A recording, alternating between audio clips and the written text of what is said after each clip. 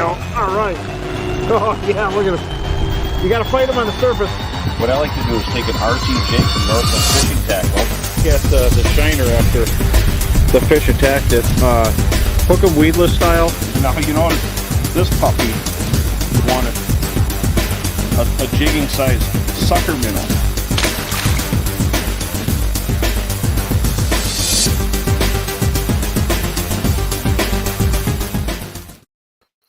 Hello, everybody. Welcome to the Roadshow. And it is the fall edition. It's not ice yet. We're getting close. I'm going to, show some ice tackle that's coming out. Before I bring on Sam, I want to know how your fall's going. And all across the Midwest on the lakes, are they cooling off yet? Are you still getting that warm weather? And how are the fish biting in your area? On tonight's show, we got some great guests. So make sure to stay tuned. But Brooke, bring on Sam. I want to find out what's going on in the area. Hey, bro, how's it going? Hey, good, Sam. How's it going? Have you heard of anything big happen? Or is there anything biting on the rivers, lakes of Bemidji? Any big, giant gills, monster crappies, smallmouth bass, or muskies? Yeah, the bite's been really good lately. The walleye bite is definitely picking up on Bemidji, Cass, Plantagenet, Erie Lakes. So that's really getting good. Bass fishing continues to be good. I know some guys are catching some really nice smallies a little bit farther away, but around town. And then also muskies are picking up. So guys are catching them locally on lakes. And actually me and my friend Jake took a little bit of a trip away from Bemidji. And we did a little river float this weekend. And got into a couple fish. Oh, so, fantastic. It was a nice day out in the water and good to get back into some muskies. I haven't done a whole lot of it this summer, so it was fun. Oh, that looked like some great scenery, too. Yeah. I love fishing there. And, Can't Mike, you're heading to Winnie. There's no fish in Winnie. Yeah, there is. Anyway, that's where everybody's going, it seems. But, there was... Did you see the results of the MWC on Cass Lake? Yeah, it looked like an tournament. Awesome time. Lots of Northland staff and friends did really well in it. So it looked like a really good tournament. Of course, Will Pappenfuss and Steve Rotler got second place, so that was awesome to see. Good Northland guys there. Guys. Tom Wynn, who we had on last week, got 8th. Carl Adams the week before, 13th. Dan Alexa Fuller, 22nd. And then you guys, of course, did all right too. So it was a really good show out. So Todd and I were hanging by our fingernails. It's hard when like day one we had all like 19s and I lost a big one by the boat. It's hard on day 2 to make up 4 giant fish. But we did good and we hung on. We stayed in the top 20s. So that was fantastic. And it's really tough. That's a real grind to do that tournament. We're going to bring on a special guest in a little bit. Not quite time yet. And before we bring on Josh Bullivant from Leech Lake, because he's going to tell us what's going on Leech, and he might even know what's going on in other lakes like Winnie. I want to show you something. I'm thinking about ice already, and I have some St. Croix Scandic ice rods. Check this stuff out. These are fantastic. Look at that handle and that tip. Oh my gosh, I can't even hold it still. So Scandic and custom ice. I can't wait. Split grip. These rods are so light. If I sneezed, they go across the room. But super excited about it.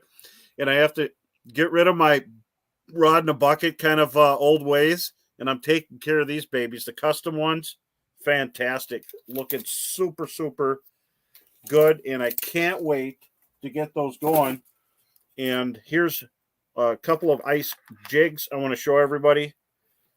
There's the buckshot coffin glass, the glass coffin, or I'm sorry, I'm getting them all mixed up. The glass buckshot spoon. The glass buckshot spoon, the coffin spoon, and the brobug spoon. Well, I'm trying to get them there. There is my trio of perch and walleye right there. I can't wait to use them, but I do use them fishing crappies in the fall. So I'm super excited about it. How about you, Sam?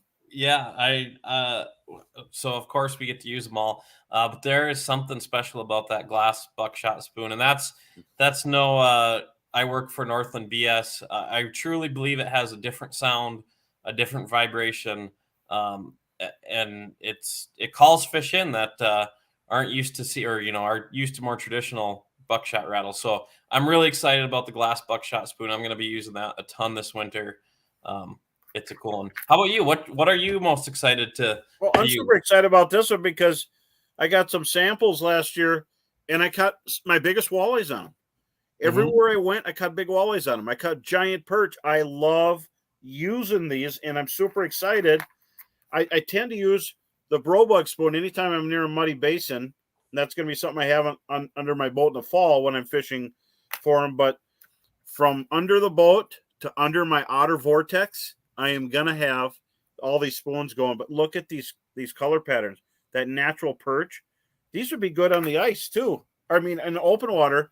So I'm super excited about it. And then I was just looking through and I love my micro V gap. This is Gamakatsu. These are micro hooks for using just a waxy, for using a super micro crappie minnow. If you're fishing for giant slabs, and Will, you know what I'm talking about. Sometimes you want to hook a dropper line underneath a spoon. These super big bluegills and crappies and perch in the Dakotas or Cascade, it's a great marriage, making droppers and having them ready for these spoons. I'm so excited about ice fishing. I was just thinking that today, and we were talking about Timothy was saying when the weather gets warm, where do the fish go? They go, like today. I was out guiding, the fish went down, and if I didn't have my Humminbird side imaging, I seen them on side imaging, and then I pick them up on Mega Live, and you couldn't jig it at all because the pressure was super low. But we got them, and we caught some big ones too. So technology is nice, and an Aquaview will show you right where they're at. I was going to tell you that too.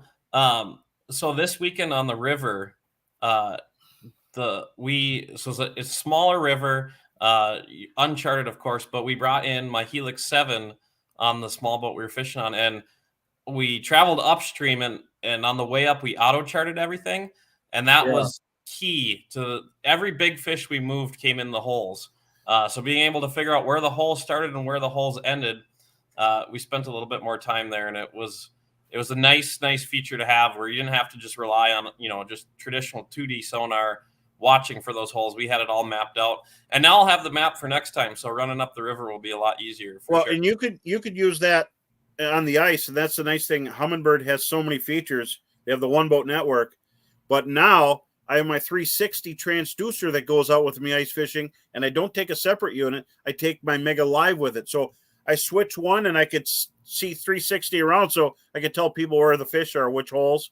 And I set up my Vortex wagon wheel style and drill a bunch of holes because walleyes on the flats, early ice, I can't wait, everybody. And I want to thank Chesterburg Toyota for being a proud sponsor of this show.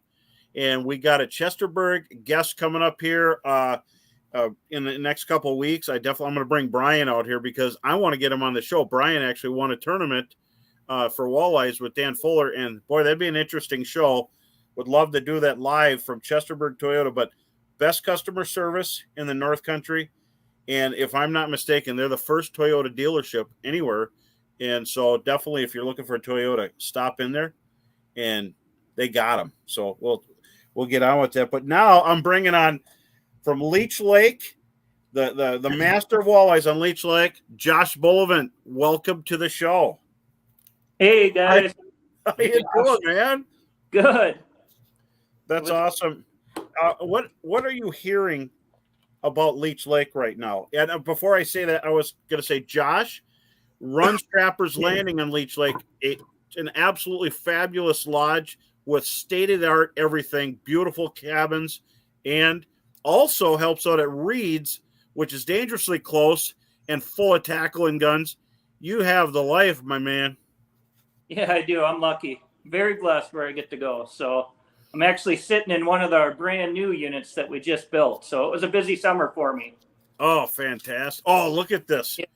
Trapper's Landing on Leech Lake. And you notice you can see the lake from just about every room. Wow. Look at that. Can I move in? Yeah, they're available. They're for sale still. Oh, well, we didn't. I don't want to get into that or anything, but but anyway, so you've got a lot going on, and I know you're super, super busy. That's why I really appreciate that you're here. How has Leech been? How's it going over there? And have you fished anywhere else? I've fished, well, mainly out here on Leech. I got up to Winnie. I snuck up to Winnie a few times because that bite's been good. Also got to go down a couple weeks ago and got to sneak back to a couple lakes back home to take my kids to for some crappies down there. But Oh, great. Always fun to get a little bit before they went to school. There's Hudson. Oh, there they are.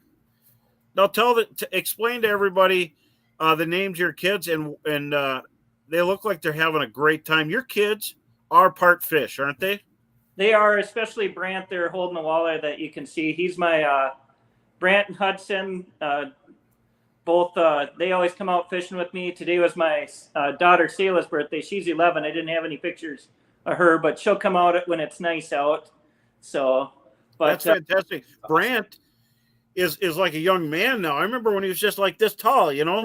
Wow, he's really grown. I guess I guide too much. I got to get off the lake once in a while. But yeah, you've got quite a squad of anglers coming up there. Pretty soon, you'll be entering tournaments with them. So, if anybody's gonna want to come to Leech, and then Sam wants to talk to you here too.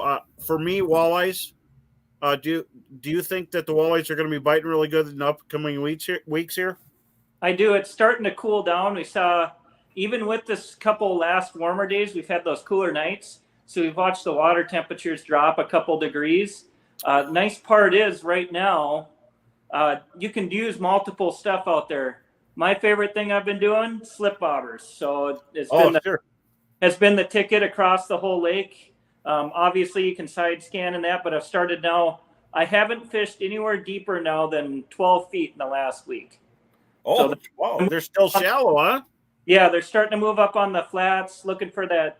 They're going back into the chara, the leftover cabbage beds. Yeah. Side imaging. So I'm driving around a lot more, but using your side imaging, marking those fish. Hey, David. And, with everything, the water is very clear this year, so you got to stay a little bit away. So adding a little extra weight to your slip bobber and getting it away from the boat's going to catch you a few more walleyes.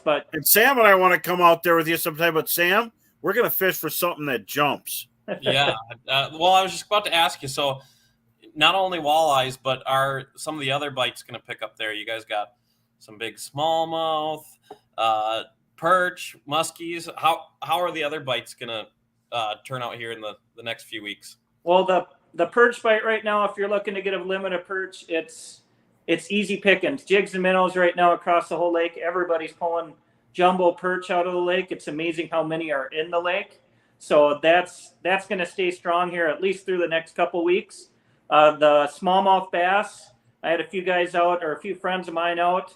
Had a friend pull it was 7 pounds, 2 ounces out of Leech Lake. Whoa, man.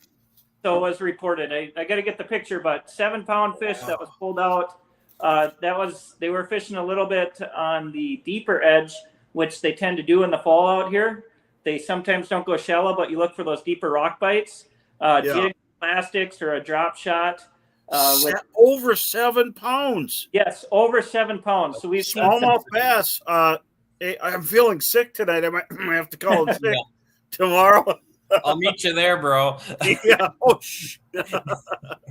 message on the side. Yes. Wow, that's fantastic. Yeah, I think it's starting to get out. I've seen a lot more smallmouth bass fishermen, and a lot of those bass tournaments, a lot of the guys are starting to fish for those smallmouth bass. But the population is very strong right now across the lake, especially our end of the lake. So are going to be great spot.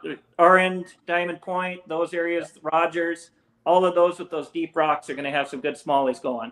Oh, that's fantastic. Remember too with the smallies that it's I believe it just switched over to the catch and release season, correct? Yes. So if you're going out smallies, which we like to protect them anyways, but make sure you're getting them back now because it's catch and release. So, but a great time to enjoy them. and look for them.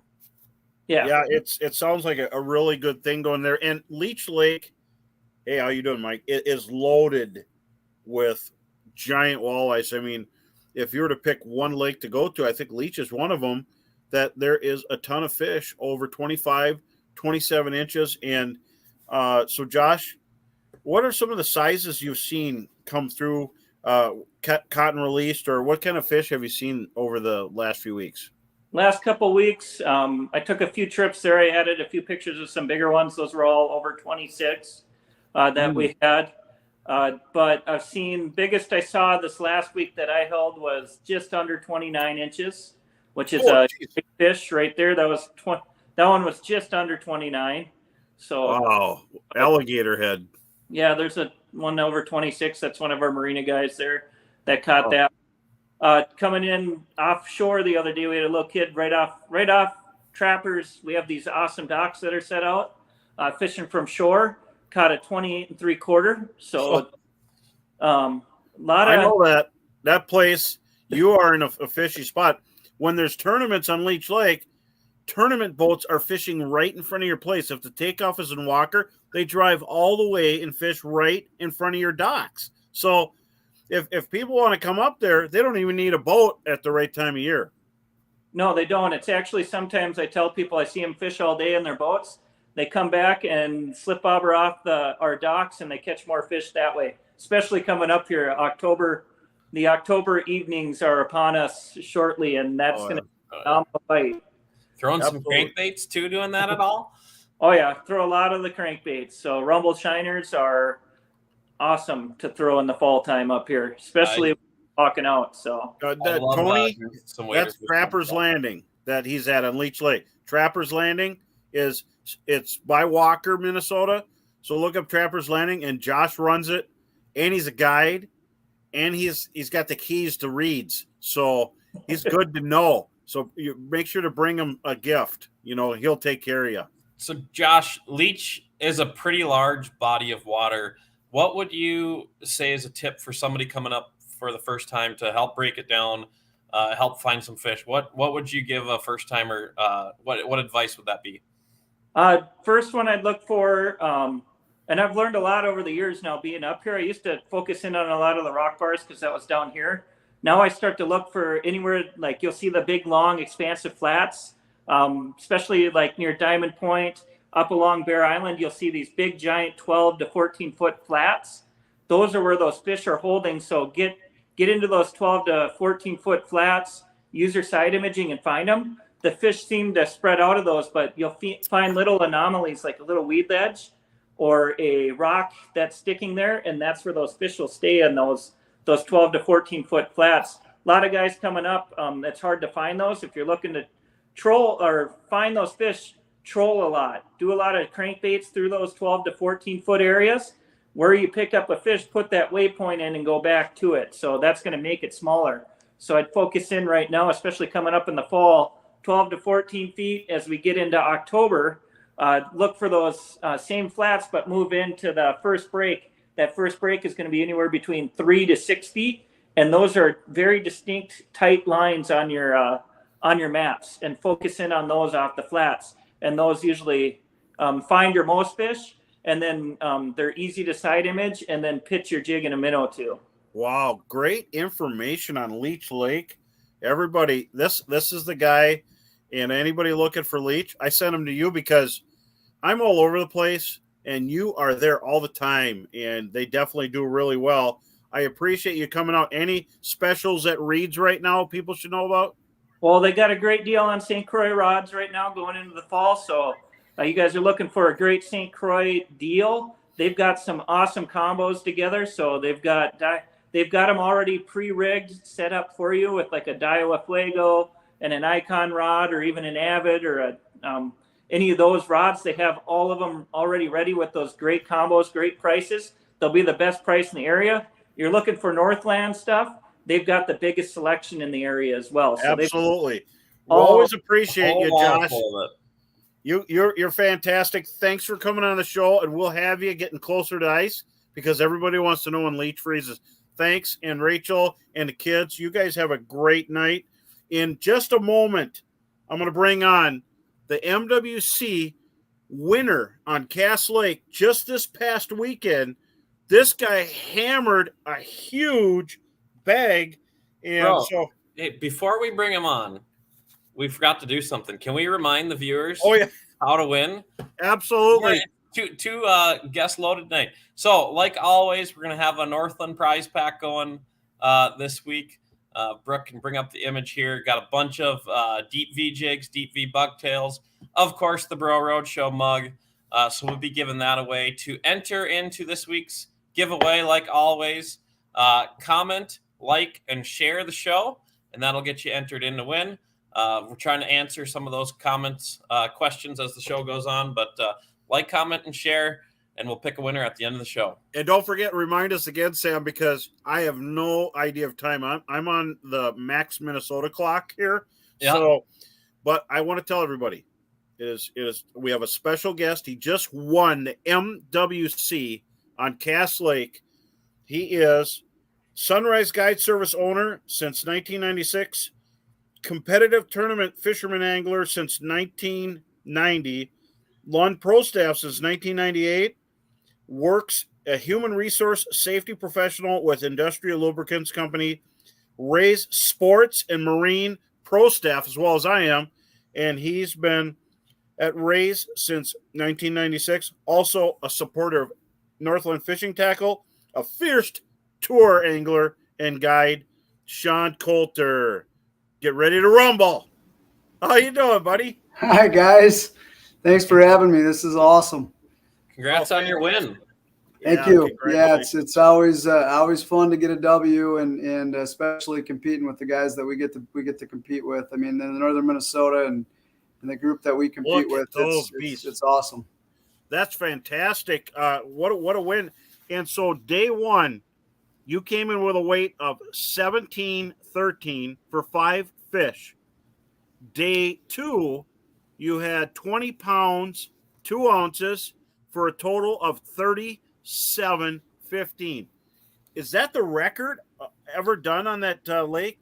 Yeah, I think people said that, and you know what, we won it back in 2018, and we had a great bag back then, and I'm still, I mean, it's 2 days old, and I still can't believe we put almost 38 pounds on the scales, and it's awesome. I to be able to do it against the guys that we're doing it against, it's just super fun, and I don't take anything for granted. I'm sitting in the boat right now, getting ready for our next tournament, and preparation is key for me, and no different than Cass Lake. I started preparing for it in July, just about, and have the opportunity to be able to get out there enough, and super grateful. Well, I didn't know if I seen you out there. I thought I seen an Air Force fighter jet flying too close to the water going by, because whenever I see anomalies like that, I just figure it's you and Dave running down the lake. But now this, Sean, you and Dave are an Ironman team in the tournaments. You truly are. This is your second MWC Cass Lake win. Explain to the audience. You don't have to give up your super secrets. I don't want Dave coming over and clobbering you. Don't have to give away your super secrets. Lol. Did you use any Northland fishing tackle to help you win? Yeah, absolutely. It's staples for me. I've been fishing with Northland tackle for a long, long time. I think when I was 2 years old on the dock, the first time I caught a rock bass, I think I had a fireball jig on. So fireballs have been a staple. We were rigging red tails, and we were jigging red tails, gumball jigs anywhere from 1/4 to 5/8 ounce, and then we were firing bobbers with 16th ounce fireballs. And I during the year I guide a pile, and during the year I love the butterfly spinners. They're automatic. I use them a ton. And then the puppet minnows are a huge part of what we do. We jig wrap, throw those minnows, and it's awesome. I mean, we use a ton of that stuff, and I can't. If you looked in my tackle boxes, it's what you see. It's Northland Fishing Tackles. The yellow is almost bleeding in our boat more days than not. It's what we use. You hear that, Sam? What he won it with? Yeah, I love it, and I really think you're going to like what we got coming down the pipe. In fact, I'm working with Charlie. We're going to try to get you a little care package before your next tournament. But Ooh, you're going to love the new tungsten fireballs for slip bobbering, and then the tungsten jigs in general. But then also that MVP jig we got coming out with that Gamakatsu Big River hook is awesome for big minnows. So beautiful. Yeah, I can't wait to try that new jig with the weed guard on it that the Peterson boys put a whooping on us on Bemidji, and that jig's going to be critical for us in the weeds, and I can't wait to get my hands on them. That's fantastic. So what I just had a question, just quickly, if you want to, what color? Yeah, I saw that. Color, or what would you recommend? Yep, and honestly, I have so I have a jig right here, and I don't know if you can see it, but it's the purple and glow that was dynamite under the bobber. So on a lot of the clear lakes, what I've found is the purples or the pinks have been pretty good for us. The purple for us was awesome this weekend. When I'm jigging, there's two jig colors. It's the watermelon glow and it's the parrot. Those two. I grew up literally guiding on Winnie, been on Leech a ton. Cass has been kind of my home waters now for the last 7-8 years. Bemidji is where I fish a fair amount too, especially the tournament times. And parrot, watermelon glow, man, you can't beat them. Any of those lakes that you're coming to, whether it's Leech, Winnie, Bemidji, Cass, in the spring or fall when you're jigging, you tie one of those on, you'll catch fish. Well, and so what size did you use under your bobber? And what size did you cast? Yeah, so we were using 16th ounce. We were using 16th ounce fireballs, and the 16th ounce fireball we were tipping mainly with a crawler. And I got a little tip that is pretty cool. And if you're using crawlers under a bobber, you take the little fireball and you take a bobber stop, and you put that bobber stop on the shank of the hook. Pull that thing up. Hold it up a little higher. Yep. And you just pull that thing all the way up right to the head and pull that thing tight. And then cut the ends off. And now you got a bait holder for your crawler. So if you can see that, I'm not sure if you can see that, but it's one of the tricks that we did over the last couple of weeks in figuring out how to keep that worm up tight to the head of the jig. And then you just trim those little tails off, and now you got a bait holder. It is magical to keep that worm tight to the jig head. And when you cast it, it doesn't always slide down, and sometimes it even slides off. But that's a little tip that, I'm not a bobber expert by any means. I'm learning this bobber thing. But I can tell you, I've started to really get confidence in it. And one of the tricks that we used this weekend when we were on cast was making sure that we had that stop on there as a bait holder to keep that worm tight to the head. And it was great. It worked phenomenal. Yeah, that's an awesome little tip there. Really good tip. And Sam's wheels are turning. I could tell. He's got about 15 ideas already right now what to make. Yeah, we just finished up. I'm actually working remotely today. We just had a couple big meetings finishing up our 2024 products. So now it's time to start thinking of 2025, and it's got the gears turning a little bit. Yeah, that's one that certainly helped us this weekend for sure.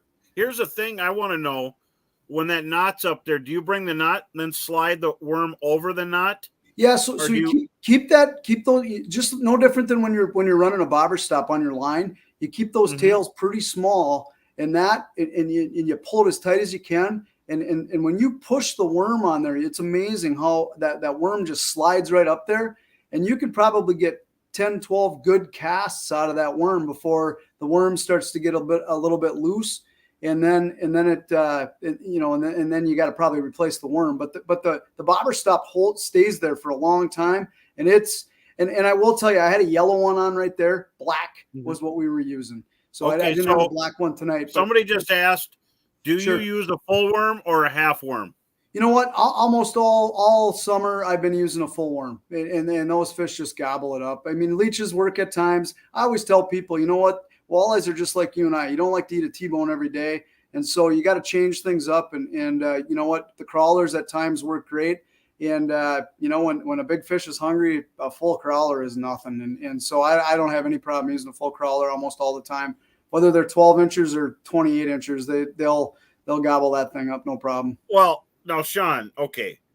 you run a Lund. I run a Lund. I love my Lund, my Merc, and I use it every day. It's so reliable. And it's tell me about your tournament boat and why'd you choose a Lund tiller over a wheel boat?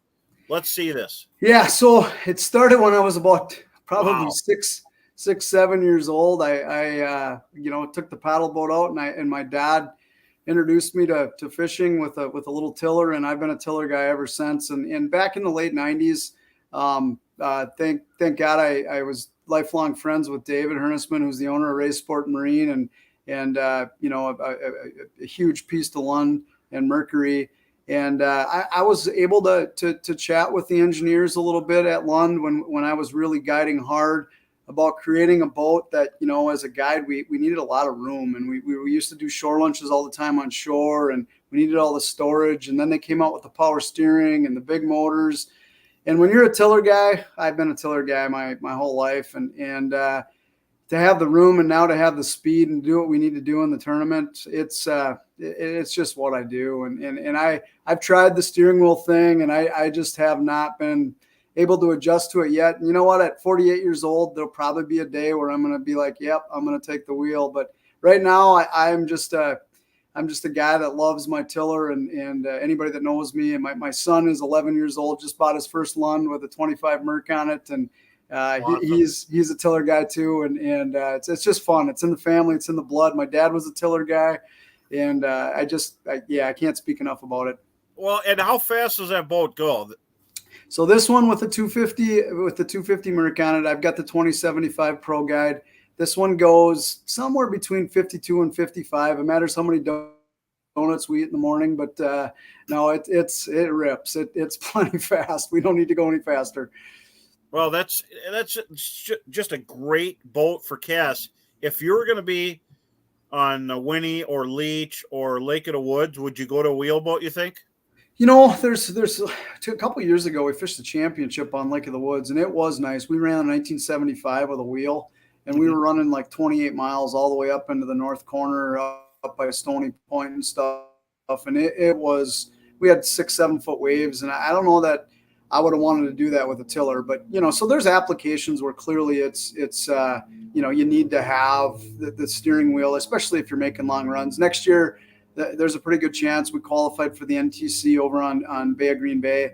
That we would look to having Dave as a partner and the owner of Ray's. We probably can get our hands on a 219, and we'll probably take that if we get over there, just because you could be running 70, 80 miles, and not that you can't do it at a tiller, but you get into some big water, it's nice to be able to have two hands on the wheel versus one on the tiller. Yeah. What do you think, Sam? Yeah, those big tillers. A 20-foot tiller feels like a 24-foot wheelboat. It's a massive deck, a massive fishing platform. I've got to be in a couple of them over the years, and it's a cool rig to be in.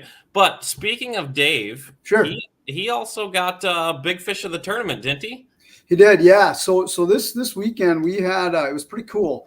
We kind of figured something out on Wednesday, and we kind of teed on it a little bit more on Thursday. And as we would find fish with our forward sonar, we would the quicker we could get a bait on them. And so I would be driving the boat, working on the forward sonar and working on the side imaging. And the minute I would see them, especially the big fish, we would pitch on them as quick as we could. And one of them was a half-ounce or a gumball jig, and that actually brought in our biggest fish on day two, which was a 27 3/4 that weighed 615. And Dave just pitched on it. And on day one, we had the same situation happen, but we pitched a red tail, like a Lindy rig with a red tail, and caught that one too. And so one of the things using technology and being quick. When you spot those big fish, they're super, super sensitive and super smart. And one of the things that we're learning is the quicker we can get a bait in front of them when we spot them, the better chances are that you can get them. And in the next two big fish, Dave didn't get bit on the cast. I threw out on the second cast and caught him on the second cast. So you get a crack or two at them is what we found. And the quicker you can get on them, the quicker you got a chance to catch them. Well, Cass Lake is a multiple basin lake with deep water, gin clear bite. The lake gets unbelievable scientific pressure, technology, plus super heavy night trolling traffic, and they get them and pressure. Do you think the lake needs a slot? The slots have been around a long time. I mean, back in I think it was the early 2000s or maybe late 1990s when they put it on Winnie, and I just, I'm not a big believer in the slot. Cass is a great lake. It reproduces wonderfully. At this point, I don't know that Cass needs one. I think the fish, there's great year classes that are super strong. On the other side of it, I think there are lakes that get a lot of pressure that it doesn't hurt to have them. Keeping those reproducers in the lake, I think, is great. But Cass is one that I think, I just think that it continues to prove year in and year out that it's got great year classes. And I certainly, if they do put one on it, I get it. But my vote would be no. Just leave it be as it is. Interesting. Well, yeah, it shows a healthy lake. If you guys just brought in, big bag of as far as you guys know of the tournament, so it seems to be rocking just fine. Got a question for you. So you said you're a longtime Northland user, big fan. If you could only have one Northland bait, what would it be, and why? Oh man, that's an awesome question, because early in the year, cold water, there's nothing better than that 16th ounce fireball. And then as that water warms up about Memorial Weekend, we put the gumballs on and start snap jigging. And, then you go to the puppet minnows in mid-June and just whack them with those. And then as soon as that happens, I literally have a flat of crawlers in my boat every guide trip and start pulling the butterfly spinners. And but if there's one that I had to pick, and it's the only one I could have, I would say the gumball jig in a 1/4 ounce parrot or watermelon glow is my go-to. Those two colors are unbelievable. And man, I think I probably caught more fish on those two jigs than anything else, but they're money. That's fantastic. And so, Sean, your home waters are Lake Pokegama near Grand Rapids, and you have a cabin on Cass. Where do you think the biggest walleyes are, Pokegama or Cass? Man, that there's dinosaurs in Pokegama. I gotta say, Pokegama is as good as it gets for big fish. I've said it to many of my friends, many of my clients. Pokegama's got a lot of big walleyes. Cass Lake has got a billion walleyes in it and a lot of big fish. But boy, if you want to catch a true dinosaur for a walleye, I would say you're gonna probably have to go to Pokegama.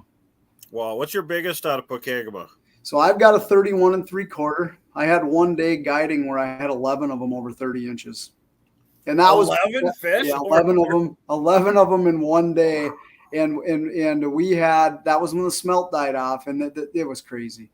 There was big walleyes like eating like chunks of dead fatheads. I mean, it was the most ridiculous thing. But yeah, it's not as easy though as it used to be. The smelt have rebounded, and this year our Pokegama tournament was unbelievable. Randy and his partner Brock won it with like 47 pounds. It was stupid big weights, and the fish are just incredible in there. Well, and then someone asked about spoons. Do you use spoons vertically jigging under a boat? I do not. I haven't used spoons a lot. It's something that I would like to add to my arsenal. I know there's people, I fished a tournament on Bemidji in the fall, probably 8-10 years ago, maybe 15 years ago. And there was a group of guys over there that was fishing spoons in 30 to 40 foot, jigging them and just whacking them. And it's just not something that I've done. I've tried it from time to time, but just don't have a lot of confidence in it. So I want to loop back to the Pokegama question. Sure. Big fish. Why do you think Pokegama has that population of big fish? Is it the smelt population that keeps them fed, keeps them growing? What do you think causes those? Yeah, back probably 6-8 years ago, we had hot water discharge coming out of the power plant, and a lot of the fish would migrate into the river. So the growth cycle and the time that they could grow was like being down in the southern states. And so the fish, on top of having an incredible food chain with the smelt and perch and shiners, they had a great chance to grow a lot longer. And so those fish were super healthy and they grew super fast. And now we don't have a hot water discharge, at least that I'm aware of, into the lake. So I think things are starting to slow down a little bit with the growth pattern. But man, when you look at a food source, and anybody that's ever fished it, whether you're fishing smallies, because we have giant smallies, we have giant largemouth, we have big lake trout, big northerns, there's just unreal food in Pokegama. And you know, when Major League Fishing was here a few years ago, they caught some of the biggest. To this day, I think they caught some of the most fish they've ever caught in a tournament, and it's just, you know, it just shows how healthy that lake is. So and Sam, you like that part, don't you? I know. I haven't spent a lot of time over there before, but it's definitely on my bucket list. Yeah, it's phenomenal. The smallies are unbelievable. I mean, 20-inch smallies are around every rock. It's just incredible. Don't say that. There's going to be traffic all the way from Texas coming up here. That's all right, though, because it's real. So in the fall, is there a fall bite of Pokegama, or does that just die off? No, you know what? For the walleyes, it does get a little bit slow. But if anybody that's looking for a great fall bite on smallies, holy man, you come out to any of them deep rock points and throw, you know, whatever you like to throw, whether it's tubes or whatever. I mean, you'll catch. Dave and I went out there one time, and we were on a 28 to 30-foot hump, and there's a bunch of them, and we were just putting creek chubs down, and it was as fast as we could catch them, 20 to 21. I think we had a 21 3/4-inch smallie that day, but 18 to 20-inch smallies are like catching perch on casts. I mean, when you get into that, I mean, it's just incredible. And so the walleye bite, though, for some reason, it peters off in the fall. And I'm usually fishing winnie or cass or leech in the fall, so I don't get out there as much. But most guys that are out there, I think a lot of the fish migrate to the river, and that's kind of where they're at. Well, I got to say, we've had 2 questions, and I'm going to split it up with Sam. Sure. Sam, I had someone ask about what kind of line and what kind of rods, and I believe all of us love St. Croix rods. And what length rod would you use for jigging or rigging, Sean? And what kind of action? So anybody that knows me, I'm vertically challenged. I'm not very tall, but 7-foot, medium light, fast action St. Croix. I run Legend Elites and I run the Legend Extremes. I've got a few of the Avid X's. I've got a few of just the Avids. I've got a couple of the Icons. There's not a rod in my boat that's not a St. Croix. And I'm going to tell you can't beat the 7-foot medium light for anything we do in northern Minnesota. It is the rod without a doubt that I would recommend. You ever go with a shorter rod if it's windy? You know, I don't, just because I'm short. So I need as long a rod as I can to get it over the side of the boat. And then for Sam, I want you. Someone was asking about the Fireball jig and how they could find it, where they can get it, the weedless Fireball. Yeah, so I think we still have stock of them on our website, but yeah, we just launched the weedless Fireball this year. They should be available on northlandtackle.com, and then they're going to start to hit the store shelves next spring. But if you want to get them now, northlandtackle.com, definitely check it out, and they're available. And we're this is really flying by it, and I always have to keep tabs on time. But Sam, we have some prizes tonight for people to win. What can they win on the show very soon? Yep. Want to remind everyone, we got this awesome Northland prize pack, the Deep V jigs, a bunch of Deep V bucktail jigs, and of course the Bro Roadshow mug. So to get entered in to win that prize, make sure to comment your questions for us, and share the video, and that'll get you entered to win. We'll be picking out a winner towards the end of the show here. So comment. Thanks, Sam. Here's something I want to add. A good tournament partner is really hard to find. After Paul Nelson passed away, I brought in Todd Dankert to fill in the mix. And you and Dave are an unbelievable tournament connection. You guys make a great team. Sometimes I think I see fear in his face when you're driving across the lake, but you guys make a great team. So could you explain, isn't it just a tough thing? You know, so it's awesome. Dave and I grew up neighbors. He was a little bit older than me, and we've been lifelong friends. He's a godparent to my middle child. Our wives are really good friends. It takes a special team when you're in the boat to be able to do what we do in the tournaments, and we feed off each other, and for me, Dave trusts everything that I think and everything that I say, and vice versa. When he has something, I am the first to listen to what he thinks. And this weekend on Cass, we were both feeding off each other, and to make a good team, it's not a one person show. And in the past, I've fished with people that you just don't jive. And Dave and I have been doing it since I want to say, I think we fished our first tournament in 1996 or 97. And I wouldn't change it for the world. The only thing that I have coming is my son, who's 11 years old, that just loves walleyes maybe more than I do, and loves tournament fishing. And I look forward to fishing with him. But Dave and I will be partners forever. And until we're done doing this, we really, really enjoy each other in the boat. And we got a great story. When we first started doing it, I'm a freak about little things. And we were sitting on Winnie, and we were doing great. And Dave had his feet up on the boat, and we were laughing. And he started singing a song, and I just told him, I said, Herney, because that's his nickname, Herney, you got to stop singing. The fish can hear you. And so people that know us, we don't talk a lot in the boat, but God, when we get a good bag, I'll tell you, there's good hugs and there's good high fives. But we're both super passionate and super competitive, and it just makes a great team for us. And I think Dave would say the exact same things I said, that it takes two, and he knows and appreciates what I bring to the table, and I certainly appreciate what he brings to the table, because when I can find fish, I know he's going to catch them. If I don't, he will, and it makes us successful. Well, and Sam, you got Joe, man. I was actually going to just talk a little bit about that and ask you guys a question too. So my partner Joey, I can't say how important it is for you guys to be on the same, have the same goals, the same system. You just jive in the boat. It works really well. But actually, me and Joey, we mingle well in the boat, but our fishing styles are actually really different. And we do more bass tournaments, of course. And I think it really helps us on the bass side, having kind of two different fishing styles, because we're always covering that water and one guy figures out something. For you guys who fish more walleye tournaments, is that the same case? Or since a lot of times it's more similar techniques, are your fishing styles similar to your partners? Yeah, you know what? I think our styles are similar, but one of the things that we've always fed off of is if I'm jigging, he's throwing a bobber. If I'm throwing a bobber, he might be jig wrapping. Or if we got into a situation this weekend on Cass where it was lights out, whether it was me or him, had a couple casts in a row where we caught fish.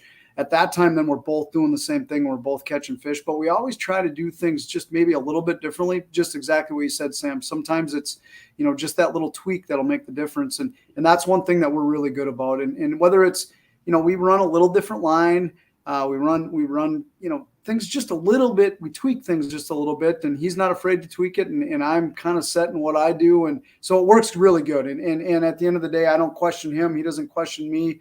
And but if we're on to something, like there was one time during this weekend where it was pitching a red tail and they were just gobbling it up, and it took us about 2 seconds to say get a red tail on and start pitching. And so when that happens, and going into this weekend with cormorant, there's going to probably be a chance that there will be something that we come across that's going to be dominant, and we'll both do it. So sometimes like a good healthy partnership should have. Me and Joey will bicker a little bit. And do you ever find you question your partner and then immediately he catches a fish after you question him? If there's one, happen with us all the time. Yeah, that one thing that Dave and I have never had is that I trust him and he trusts me. And at the end of the day, we've had situations where, perfect example, he broke one of his favorite rods on day one. And was it day one? No, it was day two. And it got caught on the trolling motor. And I had just caught a really nice fish. And, he was upset. And I just went to the front of the boat, gave him 10 minutes to cool down. But no, we feed off each other. And if something gets a little bit awry, we talk to each other. And, again, I can't speak enough about how much I've enjoyed fishing with him and how well we've done. And I think it's because of the partnership that we have. That's fantastic. Somebody had a question about line. I use Sunline every time. Sunline is what almost all your pro bass elite use. All your pro walleye use. Sunline is the strongest. And I like Assassin. This 15-pound Assassin, you could pull a tree in from the bottom of the lake. and it's 10-pound diameter. So if you're on Devil's Lake, get some of this, tip it on your braid. You need a break spot in your line when you're using puppet minnows. But I was wondering sometime if we could have a tournament, Sean, me and you and whoever else, maybe if we want to bring in Sam, we could probably bring in Steve. We have to use 1 or 2 pound test sunline and then a walleye tournament with only, okay, let's say 2 because I don't want to be crying. 2 pound test walleye tournament, and that's it. Awesome. And then we got to have this the St. Croix crappie rods. Oh, let's I go. love it. Let's go. I'm all in, bro. You're saying I have to leave my 65-pound braid at home? You cannot use 65-pound braid. So you can see I'm all ready. Let me get a little closer. I don't want to break the tip up. I might have to tag in Joey. I'm not the finesse fisherman of our side of the group. Like, I'm showing you my secret now. Mimic minnow. And then, of course, those are some of the stuff I used on Lund TV. I used right there. Sam, the new rig tungsten. They just hit the website this week. That is unbelievable for bluegills and crappies, jumbo perch, and I've even caught walleyes, and I was even fishing for them on this. And it's tungsten, gold with that red bloodworm tail. I don't think there's going to be any left when people see that show. We absolutely hammered them. No bait, just using that. And I love these St. Croix Panfish Series rods. They're super light. And Sean, you got to bring your own Panfish Series. I don't trust anybody with my rods, but we're going to have a 2-pound test walleye tournament this fall.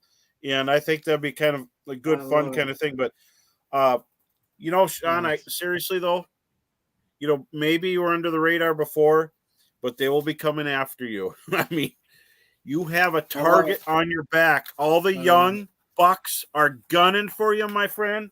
And so, are you ready for this? Because there's some really tough anglers in that tournament.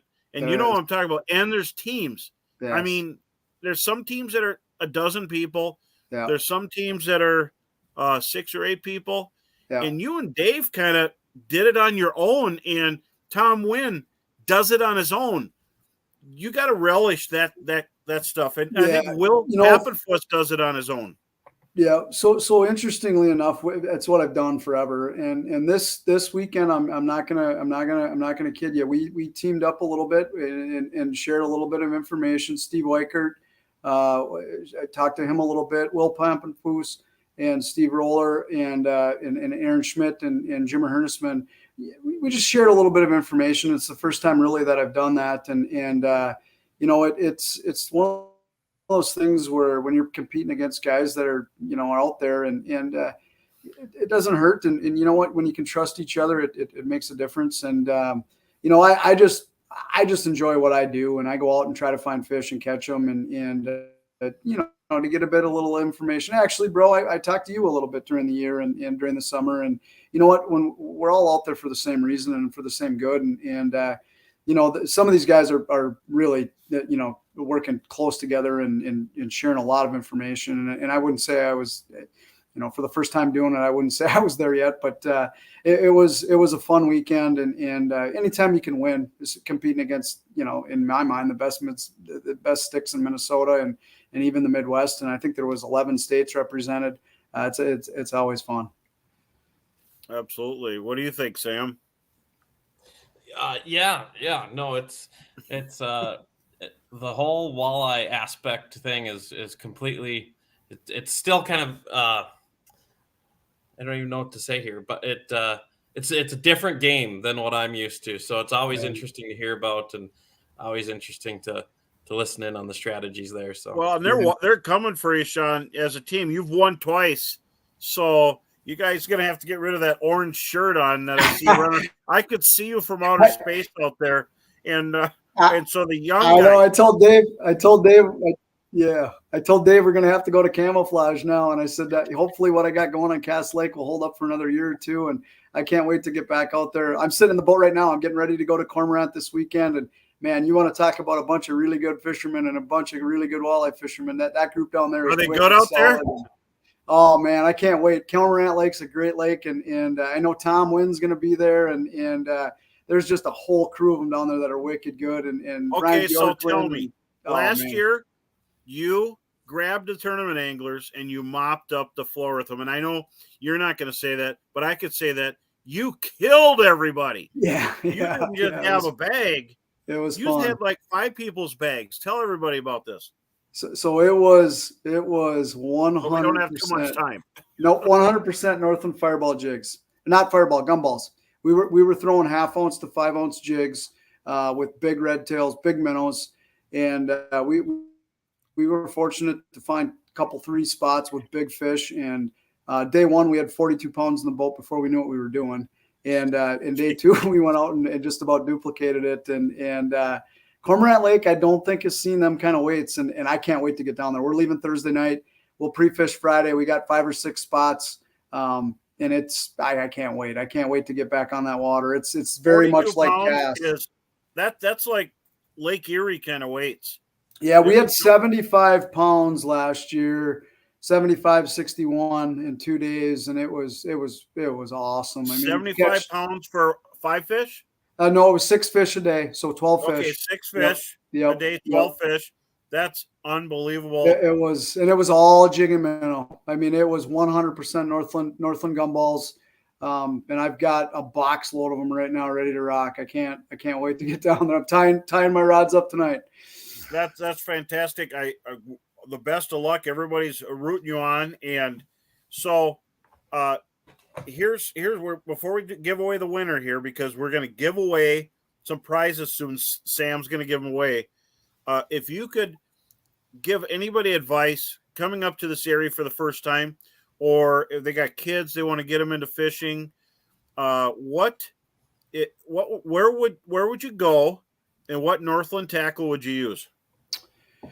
For me, man, I would keep it simple. Like Cass Lake is a great lake to go to. Keep, 16th to quarter, 1/8 and quarter ounce fireballs with just a chunk of a crawler. And anywhere you can go out there, you can just about catch a bunch of really good perch and mix in some walleyes and keep it fun. Like don't go too long. Find some weeds, find some reeds. Throw the tube in, let the kids pull the kids on the tube and just keep it real. And one thing that my son, at 11 now, he is super passionate about it. But as he started, I started panfish. It was crappies. He loves perch right now. And so we go out and just pitch fireball jigs for perch, and it's awesome. And that's so fantastic. Yeah, that would be my go-to. Jax is watching. Hey, Jax. He just got back from his football game, so he was standing out there smiling at me. And Randy Nemitz, he's one of my favorites. He's just a great guy. He's an awesome fisherman, and I just love guiding him. Who's guiding who? He's a really good angler, but I really, really want to let's give away something here real quick before we. Yep. Looks like Brooke just picked it and sent it in to me. So tonight's winner of the Northland Prize Pack and the Bro Roadshow mug is Jeffrey Stanway. So congratulations. All right, Jeffrey.